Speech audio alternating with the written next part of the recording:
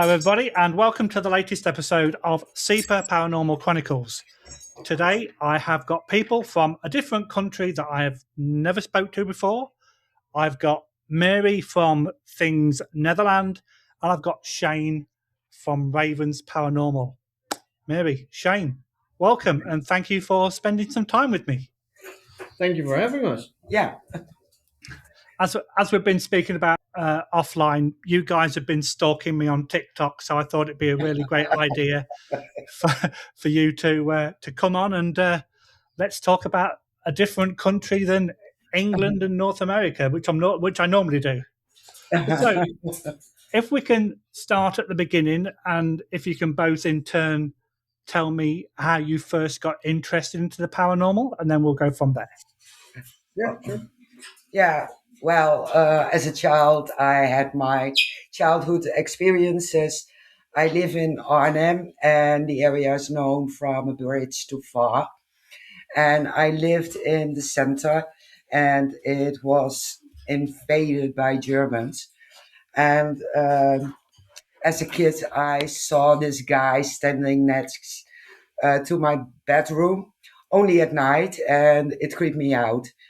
And no one believed me. And growing up, I heard them, I saw them, the footsteps, knockings on my door. And well, I tried not to notice it and not to react. And when I was 18, I met my biological father, and he's a psychic medium. And he told me all about spirits and what that was all about. And that was the starting point of jumping into the paranormal by being a psychic, using hypnosis to go to past lives, all that.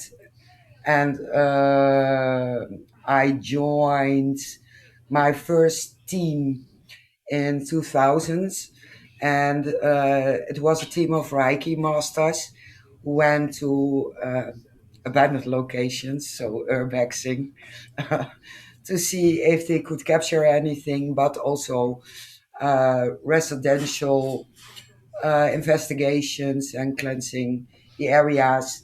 And in 2016, I joined an official investigation team, but that guy who ran the team was a bit narcissistic, and I skipped it and created my own team as Gold Spotter, and got connected with Things Universal, and got the opportunity to become a European liaison for the Things network.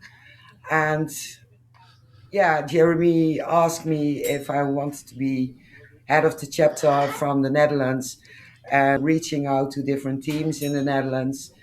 Well, I took the chance, and here we are since 2018. That's really cool. So when you mentioned that you could hear footsteps, Yeah. and I don't want to be derogatory, but was it like military footsteps? Like we know that the Germans used to wear jackboots. Yeah. So Yeah. what was that the kind of thing that you heard? Yeah. And it started with knocking on doors after you heard their boots coming up the stairs and walking through our living room. And the knocking turned into banging. And most of the time, I jumped under the covers and fell asleep. And I have to be honest, since I was 12, I slept with my lights on because I was scared what was coming into my room. Yeah, Yeah. I love it how people think that just by doing that it's going to protect them. Yeah. Oh, okay, Shane, your turn. When I was, I think, 10 or 11, I had my first experience with a full bodied apparition. I was asleep and I woke up from somebody sitting on my bed, and I was like, okay, my mom or my dad is in the room. what the hell's going on? So I opened my eyes and I saw a very strange man looking at me, which scared the complete shit out of me. Did the same thing as Mary used to do, put my covers over my head, and Do I it. had been there for half an hour before I was like, okay, now it's gone. Now I can come back out. I back then had no idea what it was, and I met my now wife as a friend. Started talking about it, and she didn't act strange or anything because I talked about spirits, and we immediately had a connection. And she taught me a lot about what the paranormal was. Figured she was 2 years younger than me, and she knew more than me, so that was like, how do you know these things? Well, I'm a witch, and I was like, you're what? I'm a Right. witch. Okay, good, great. She taught me about paranormal, and I said, "But who was sitting on my bed?" And she was like, "I don't know." I was like, "I don't know either." And my mom grabbed her photo book of people that were deceased. My great grandfather was there, and I was like, "That man right there was sitting on my bed." She was like, "Well, that's not possible," and I'm like, "Why not?" Because he passed when you were one, and I was like, "What?" But I saw that man, and she was like, "Well, that's your great grandpa," and I was like, "Okay." What's he doing here? So that scared me. But after that, I got very interested in the paranormal and read about it. Wanted to go after them to see if I can get answers. And that's when I started joining teams, which I should not have done in the end. But yeah, lessons learned. And I started my own team. And then I met Mary, and that's how we met to collaborate. So yeah, Yeah. it's a very good collaboration right now.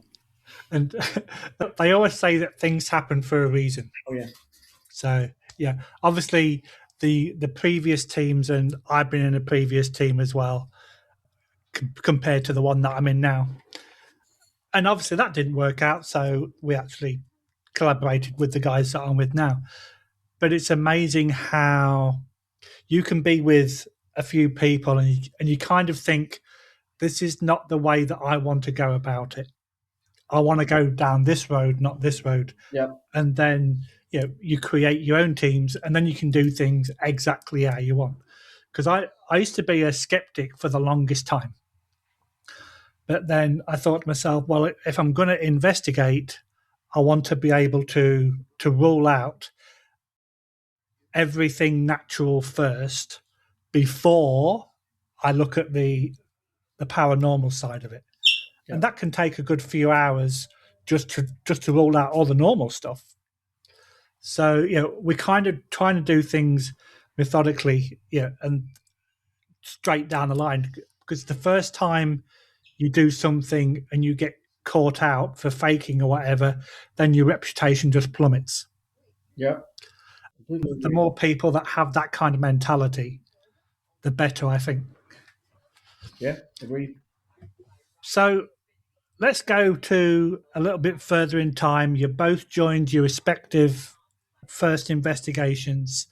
Can you remember your very first investigation with a team? Not necessarily the team you're with now, but a team. You want to go first? Because I have to think about this one. I'll put you on the spot, don't worry. No problem at all. We went to a fortress, and there was an English investigator as well, and they were in contact back then. And our narcissistic founder um, had made his mind up. Everything he thought he saw was paranormal, and it sounds like Zach Bagans, but he Yeah. thought it was demonic. That's who I was thinking about when you were saying that. Yeah, it was infested by 12 demons, and he was playing mind tricks, and I couldn't deal with it, so I did my own thing in the fortress, and I came in contact with a guy, and he was brushing my face, and it startled me a bit. But I kept sitting there for an hour thinking it could be the wind, it could be a bug. Yeah. Yeah, but he kept stroking my face, so I had to discard everything. And later on, there was a claim there were children heard footsteps, children voices, and I did capture it on my voice recorder. And there was this big hole, and you could talk there and have a conversation, and everything started echoing in my head. So it didn't make sense at the end, but I did take some pictures, and I got some pictures of some light anomalies, which we can't explain what would happen. I took 10 pictures, and these anomalies were just on free. Wow. But the previous were perfectly fine. The last one, perfectly fine. And they were every time surrounding the rampart.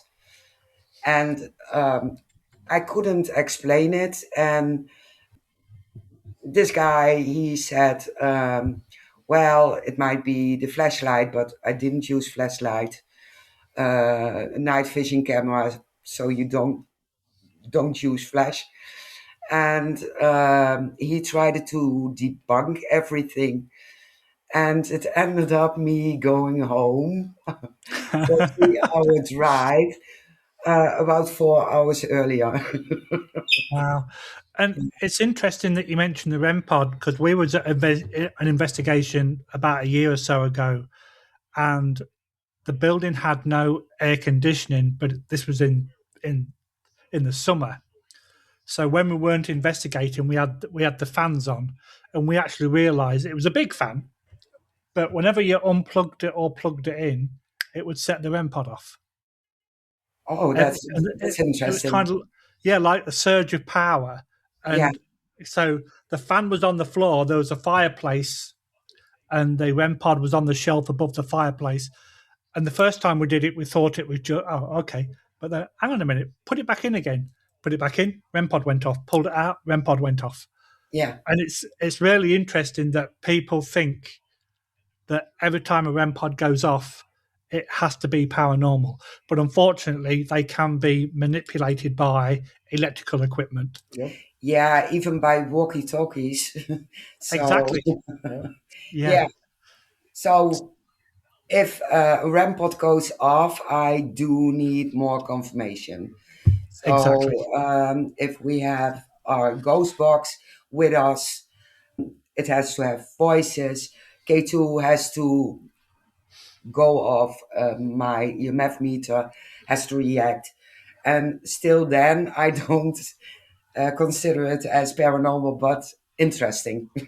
Yeah. And we kind of do a similar sort of thing. So, yes, we do use cat balls, but we will put them on a vibration device so that if both of them go off, you know that somebody's walked past and the vibrations cause both of them. But if one goes off and not the other, then we have to look into it even more because what's causing one and not the other. Yeah, Yeah. So it's good that you put those kind of things to the test because you have to rule out the natural before you look at the supernatural. Yeah. Exactly. yeah.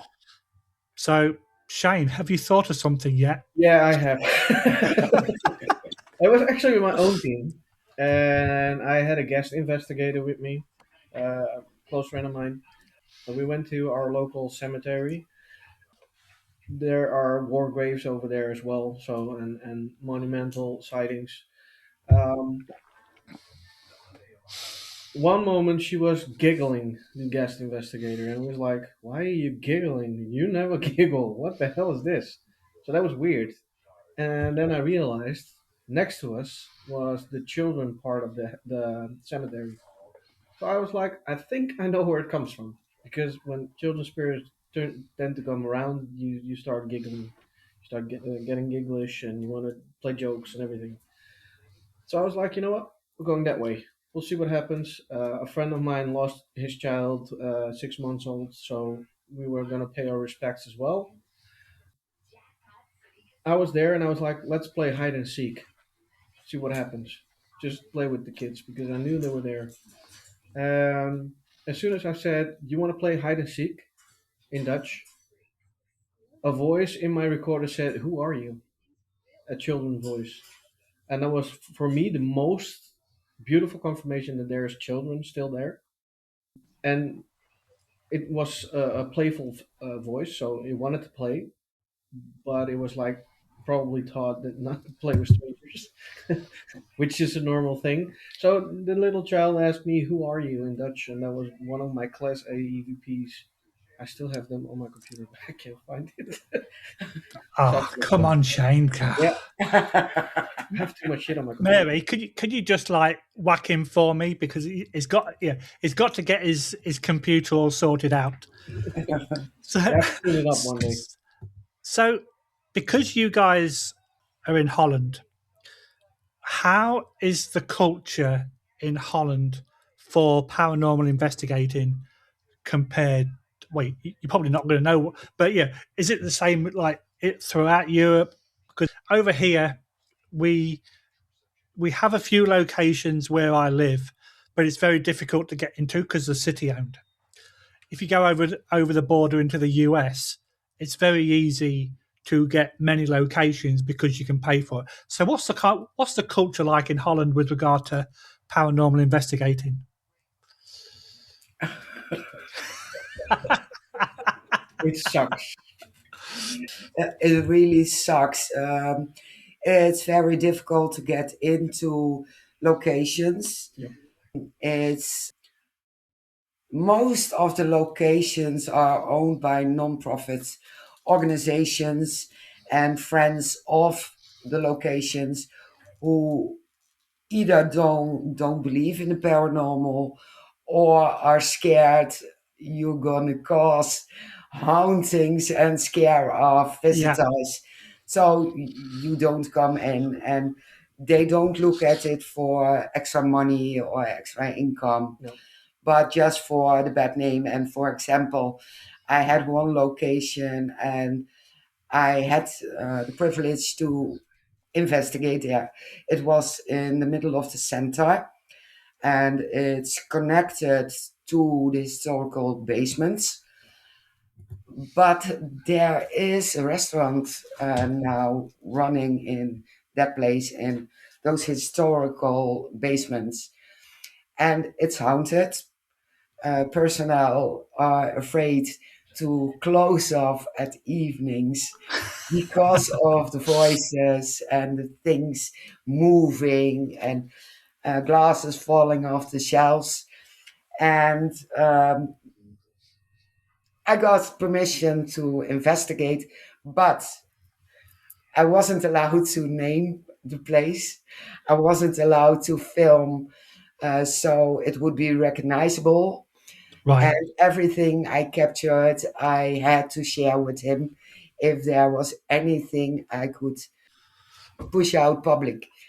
And we had this one moment, we heard loud banging, and it was so loud, and a German voice speaking, and no one is during evenings or during that time shouting in German in our city center. But I wasn't allowed to put it out because the sign of the restaurant was in the picture. Yeah. And we have places like that where they don't want the publicity of their location being haunted. And then we have another location that's just been bought by a different company. The owner doesn't believe in the paranormal, so doesn't want investigators going there anymore. But that was a really popular location. And it's just unfortunate that these kind of places, these things happen. But Yeah. you have to do the best of what you can. Yeah. So when you guys are investigating, bearing in mind what happened in the past, when you get verbal responses, do they tend to be in Dutch, English, or German? All of Or the a above. mixture? All of the above. Yeah, every language We've had we Spanish, we have yeah, had French, we've had German, we have had Polish. Polish, English, Dutch, you name it, we had it. Yeah. I'm hoping that you guys can speak all of those languages so that you know. No. The only one I really do not speak is French. I do a little bit of Spanish and German. Polish, no. English, yeah, Yeah. easily. And Dutch, I don't know. I always lose my words. Hang on. When you speak in Dutch, you get confused. Wait, Yeah. hang on a minute. Yeah, yeah. I've got no words to say about that. So obviously, when you kind of Google the top haunted locations, it comes up with quite a few names. You can do the same in Canada, but just because it's coming up with names that are recognised of having paranormal activity doesn't mean you can go there. No. Like we have a big hotel in Ottawa that's recognised as being haunted, but the only way you can go and investigate is if you go and pay for the room for the night. Yeah, they won't let you go in, and because of all the other customers. So, do you guys have either favourite locations or popular locations that you can go to, and you can pretty much guarantee that you're going to get some sort of evidence? I have. Me too. Well, as I live in Arnhem, I have the privilege to live on the war ground. So if I want to, I could do it in my own home. Oh, wow. And otherwise, I go to the cemetery and we have some outdoors locations and you can investigate there and you get responses and also intelligent responses. Like we have a park and Germans were stationed there and everyone who entered the park was shot. And we sat there during an investigation, but we had some time off and we were joking. Do you want a cigarette? No, I have. I don't have cigarette.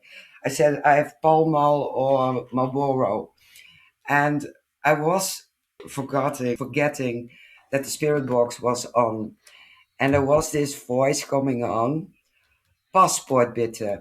So give me your passport, and it was such a clear German reaction. Wow. And the first time, pretty nice, and the second time, it wasn't that nice. So, how much interaction do you get with German spirits compared to other nationalities? Depending on the place you're at.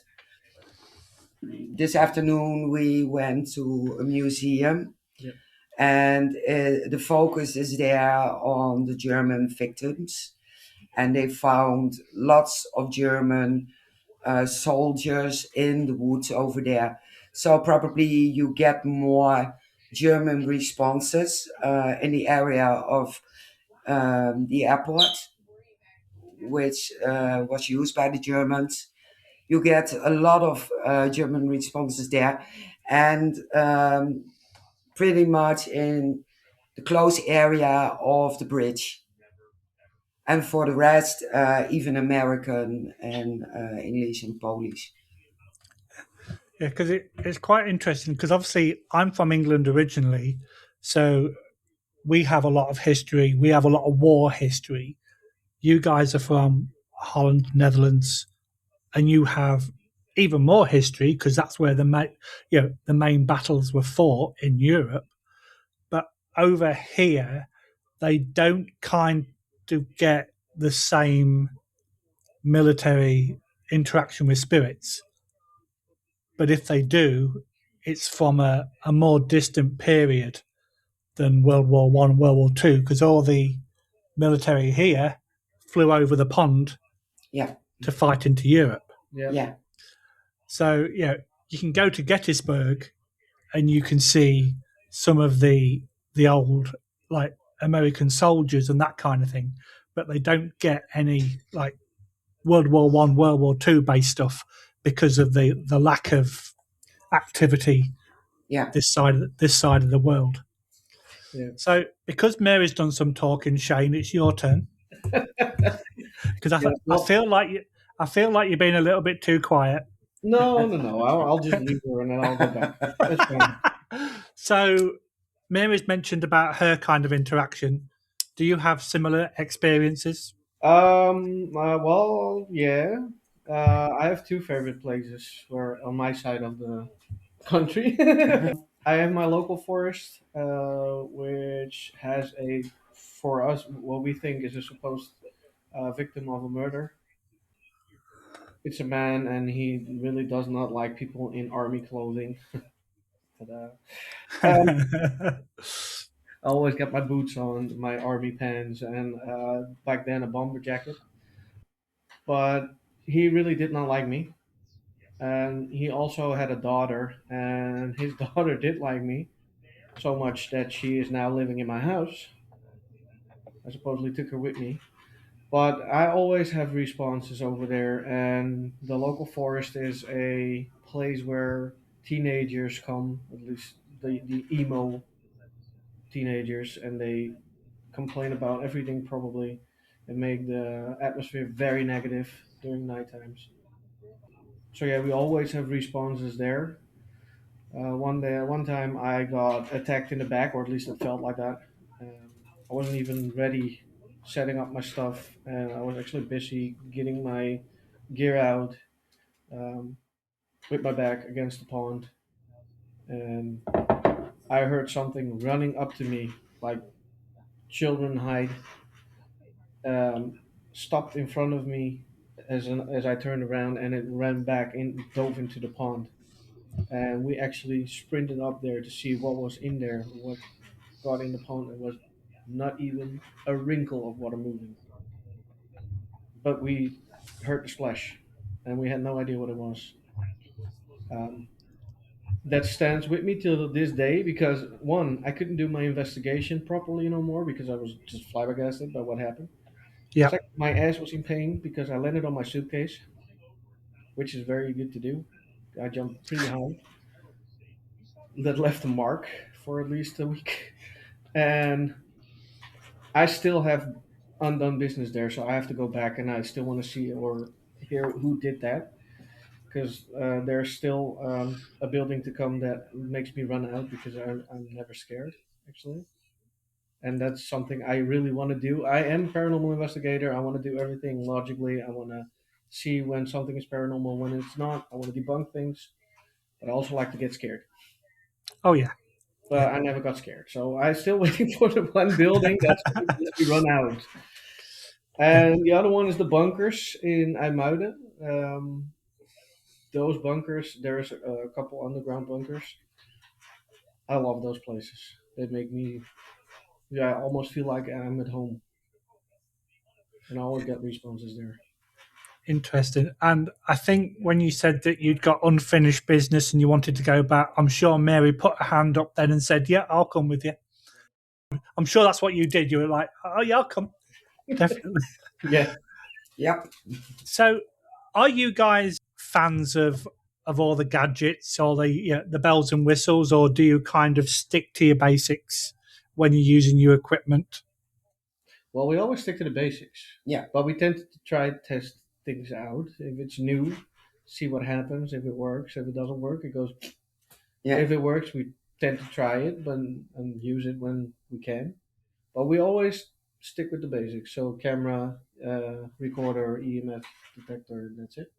Yeah. And ourselves, of course. But So I know you mentioned about hypnosis and Reiki masters earlier. So, do either of you or both of you have mediumistic skills that you use in investigations?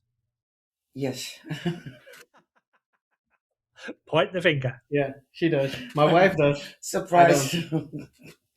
We didn't expect that. So, Yeah. do you actually hear or see things, Mary? Hear, see, smell, taste. Every senses works and is on, and sometimes even pains. And it's not always fun, but it's a part of the job. Exactly. Yeah. Yeah. So, Shane, does your wife go on investigations with you with her being a witch? Whenever she can, yeah. I have 2 kids, and I really do not have a babysitter, so I always have to wait and see if we can find a babysitter to watch the kids. And if they can, then yes, she will come along. If we don't, then she will stay in a distance, and we will keep in close contact with her. And because she is a witch, she can protect us from distance. Knows when something's wrong. We always have our phones on airplane mode or off.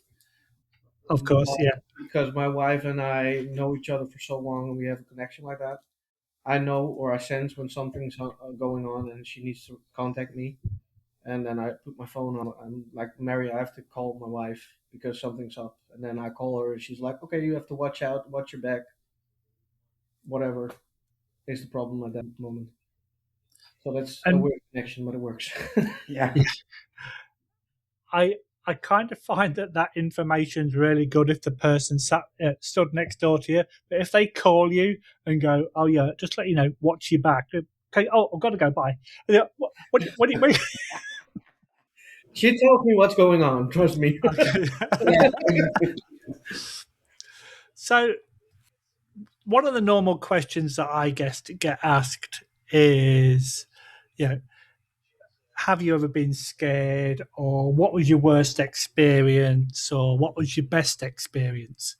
So, apart from the ones that you've just mentioned, can you guys give me like, you know, something that happened so bad that you would never go back, or something was so exciting and so like unbelievable that you can't wait to go back? If that makes sense. Ooh. It does make sense now to think about it. Yeah.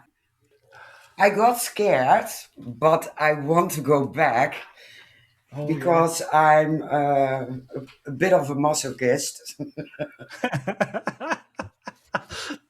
I was doing some field investigation, and we got some responses from this woman who was telling us she lived in Amsterdam and she helped building up Arnhem. And I thought it was bollocks. So we did some research, and it turned out Arnhem was destroyed completely. We didn't have anything. No doors, no windows, no beds, no clothes, nothing. And Amsterdam had set up a fund to help us here to restore everything. So the windows in the old buildings you see are originally from Amsterdam, Oh wow. and the doors are from Amsterdam, and there is a lot. So the vibes were the same as before. So I was curious to go back, and we aren't allowed after dusk in the woods, but hey, It happens. it happens. I forget the time. So we heard some things, and I told her because I was with another investigator, and I said, "Oh, those are rabbits, or maybe wild boar, or deer," and we kept hearing those footsteps. But we saw also car lights, and at one point I said to her, The fines are so expensive. Let's pick the things up and go to a safe place where we can stay all night. So we did that, and we walked back to the car, and I lost her. I said, "What you doing? What you doing?" She said, "I saw something. I saw a light." I said, "You're nuts." I saw a light. I said, "Well, now we have a problem. The police are coming." So I said, "Come on, we're going to the car." So I turned around and I made 2 steps, and I heard very loud bipedal footsteps rushing towards me. And I didn't have the nerves to watch, but I walked like a badass girl towards my car. And when I came to my car, I picked up some cigarettes and brushed my face because it was wet from the sweat. And I said to her, "What the fuck was that?" And we went back a few weeks later with some guys, and one was wearing Crocs and one boots, one sneakers, and they made turns by rushing between the trees just to try and replicate the things we heard. If it was bipedal, if it was maybe a wolf or a fox or a mad wild boar. So we concluded it was bipedal, but we couldn't replicate it without those guys walking into trees. Right. So it was very interesting. I always wet myself. And last time we went back together, and as soon as you walk in the area, the vibes are so negative, and it feels very, very dark. Um, I still can't explain what we encountered, and it wasn't an animal, that's for sure. And it scared the hell out of me, but I want to go back and try and find out what it was. That sounds like a road trip to me. I think. It is. Yeah. Okay, Shane, your turn. Yeah, well, like I told you with the thing that rushed towards me as well. It's the same Yeah. thing. By Yeah. the way. Yeah. There you go. There you go. Problem solved. There you go. Yeah, no, it's a different location, but it's the same the thing that occurred. But that's something I want to go back to and see if I can, Yeah. without the teenagers, because they still hang around there and they're very annoying. I sometimes want to smack them, which is not allowed, probably. Yeah. But I want to go back there. People frown upon that, don't they? Sort of like Yeah. whacking people. I can tell these teenagers they're ghosts here, and they're gonna probably laugh and still they stay there. And I'm like, doesn't work. Well, yeah, because they're gullible so, as well. Exactly. So, how did Things Netherland and Ravens Paranormal get together? We investigated in the past. A mutual friend introduced us, and we were going to a location in the area near the German border. And I thought it was really interesting because it's called the Devil's Mountain, and there's a lot of history. There was a murder over there, but also there were claimed to be witches have gathered there. There's a witches' chapel, but there's also a history from World War II, German soldiers with their dogs. So I'm in, always in. And that was the first time we investigated together, and it was a success. It was. And very interesting. And later on, we did an investigation here in the area, and it was fun as well. Yeah, And except for the fine in the end. yeah, the fine at the end, because we went in the area after dusk, and it's not allowed. It is not. And I couldn't talk myself out of it. Not this. So, No. so I've made a note. You both like breaking the law. Okay, got it. Yeah, Yeah. If it comes to that, then yeah. Yeah. yeah. So, have you guys actually managed to do any investigations in any of the surrounding countries? A small investigation in England. Yeah. Yeah. Where did you go? What was it called? We went together. We went to Norwich, Norfolk, Okay. and I've been to Bradford. Before that, the year before that, and I did an investigation in an old bus museum with another team from England itself. That was very interesting, by the way. Yeah. That was very interesting. It's funny you mentioned Norfolk because my home county is the one above Norfolk. It's Lincolnshire. Lincolnshire. Oh. That was very close by, yeah. Yeah, which it always confuses people because my hometown was Boston, which there's a Boston over here. I go, no. Mine's the original one, not the fake one that's down the road.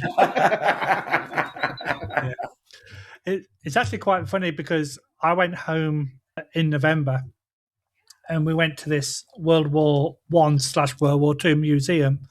My wife was talking to the owner and he's actually invited us over to do an investigation at his museum. Like, it's like you do realize, like, all this equipment from Canada to the UK, but yeah. At least I wouldn't have to pay for accommodation. That would be sorted because it's in my hometown, so that would be good. So, what do you guys think with regard to buildings that are haunted are the most popular ones in the Netherlands? Because over here, for example, we have jails and we have mills, and they tend to be the most popular. So, what are the most popular in your neck of the woods? I think fortresses. Yeah. And we have a few castles. And I know there are at least 4 jails. Yeah. But they made a hotel out of it. They did that here. We've got a jail in town, and they've made it into like an Airbnb, and it was haunted. It's like, oh, come on, guys. Yeah, it's over here as well, and I tend to go and book a room there, but it's quite expensive. But yeah, and we have enough outside locations. We have an area. It's called Nunspeet, and there was this circular home from kind of a madman. Cool. And it's so haunted, and legends say there were kids who were trafficked there and killed there and kidnapped in the area. Yep. So that's interesting. And yeah, some casemates, cemeteries. Yeah, so there are some locations. Yeah. So, do you guys find that you investigate many, many more outside locations than what you do inside locations? Yeah. Sad enough, but Yeah. The most inside locations we do is with people's homes. There's residentials, but that's when we get called in, which is pretty often nowadays. But no, then the normal locations is more outside than it is inside, because we have to be Dutch are lucky. assholes. Yeah, we have to be lucky to get in. And now today we went sightseeing and we connected again. So hopefully we get permission by one of those locations to get in again. So it's funny because we have quite a few like pay to play locations that we do frequent, but it's really weird that I'm currently working on one domestic location, but it's the first one that we've really had. We did have one 18 months ago, but the girl was using Snapchat on her cell phone. Oh, that's a spirit. No, it's not. No, it's, yeah. Those are So the funniest that ones. yeah, exactly. So that was a complete bust. But like I say, I'm working with one right now, which is somebody who is a medium, but she's having paranormal activity and she doesn't know why. So that's really interesting because it kind of, you would expect a medium to understand, but they Yeah. have no idea. So I've got to reach out to other mediums for help Yeah, to move this along. So that's really interesting. it is. Yeah. So you guys mentioned that that you collaborate together and you do investigations when you can. But how often do you guys then work with other groups as well? Does that happen quite frequently or not as often? Actually, not as often, and that's because we do not have that many teams left in the Now, Netherlands. we have a few invites, but Yeah. we have to have the schedule matching. Yeah, we do. Yeah. I think 3 or 4 teams now. We still have to meet up with a team from Enschede that's 2 hours drive from me. Right. So 3 hours for him. And there's a team in the area here. And I investigated a few times with them. And we still have to match up our schedules to pick a date. Yeah. And we have the travelers experience, and those make documentaries and go all over the place to abandoned places. One is skeptic, one is scared as hell, and one is just for the camera and laughing his ass off. And we promised to go with them on the road, so Yep. we need to pick a date with them as well. And we have an invite from a German team, but we have to fix our schedule with There's. theirs. Yeah. Yeah. Yeah, So we're actually quite lucky because I've got contacts within the Comic Con world. So one of the girls that works at the Comic Con, she's really big into the paranormal. So we have a booth at the convention. So it's really good because you then get complete strangers coming up to you and going, "Oh yeah, I don't believe in the paranormal, But but let me tell you the time when." yeah, yeah, I know that's a very familiar story. Yeah. Yeah, and it's weird. And I tell people this a lot. 20 years ago, nobody told anybody, but since a lot of these shows are on TV and it's more coming out in the open, there's more people admitting that they've had experiences, they've had something that they can't explain, and such like. And it's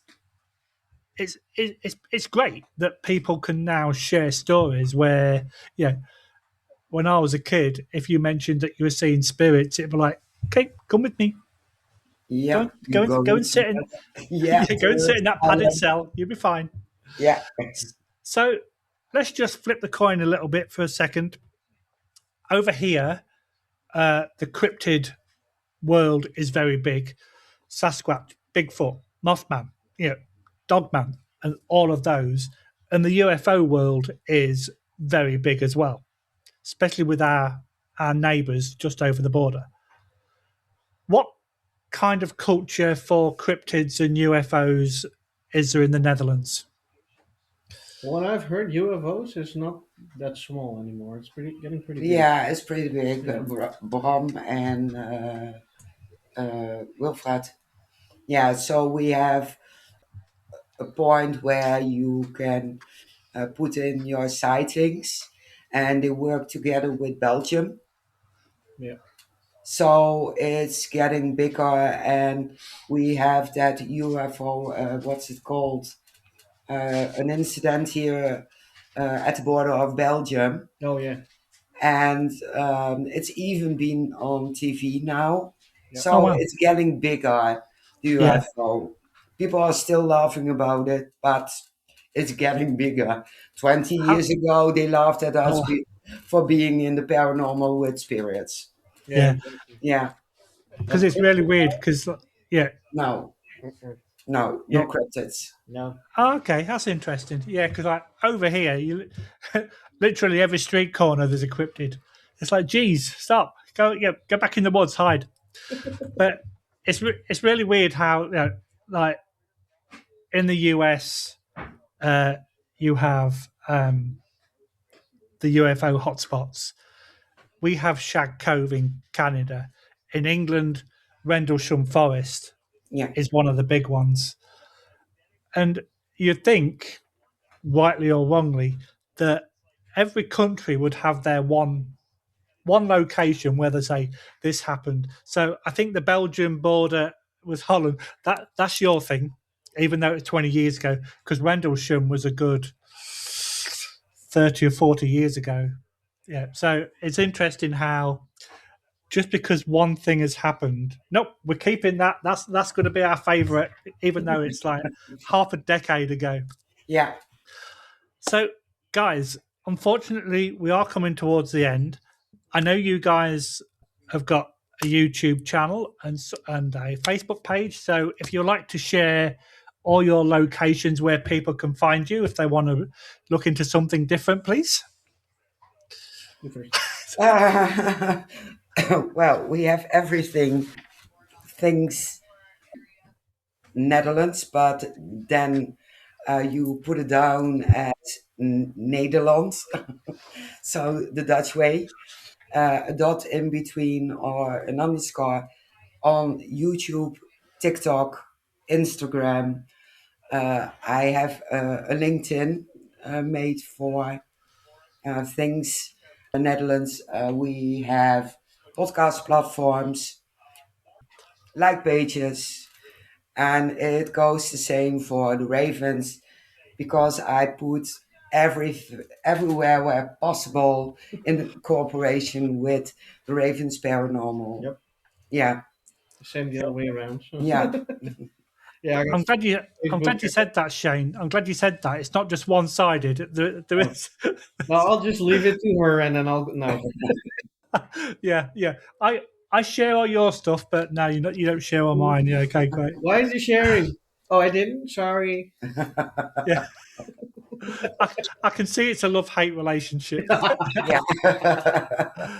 So, do you guys have anything in the pipeline? Anything you're looking forward to doing together? Oh yeah. a, A lot of things. things. A lot of more investigating upcoming year, the podcast, of course, because we Yeah. have some upcoming Oh, guests. yeah. Oh. I forgot to mention the podcast. Let's mention the podcast right now. Yeah, Things Paranormal Talks, and it started as Ghost Talk, but in America there was this investigator who also started a podcast with using the same name. So I was the cross one and just choose a different name, and I had a pause for 3 years, I think. Yeah. And because I was fed up with doing it alone and getting all the negativity alone, I asked him to join, Yep. and he agreed. And he can back me up if I stutter, get nervous. Mary, did you ask him or did you tell him? Come on, let's be honest. Well, She kind of told me. I kind of yeah, yeah, So like, come here. yeah, I've got a job for you. Yes. yeah. Headphones on. Sit and speak.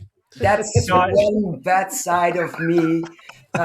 Just this afternoon, I said, if they accept my invite to be friends on Facebook, they are coming on the podcast. They don't know, but they are coming on. That's how it works. Hang on. I've got this. No, I'm still waiting. It's not guys. It's been an absolute pleasure. Thank you for taking some time to speak to me. I've got a feeling that we're going to stay in touch. The fact that you're stalking me on TikTok. Yep. And my middle name, Paranormal Stalker. Hey, I can't argue with that. Yeah. But for now, I know it's late there. What is it, getting towards 10 o'clock? Yep. Is it? Yeah. Yep.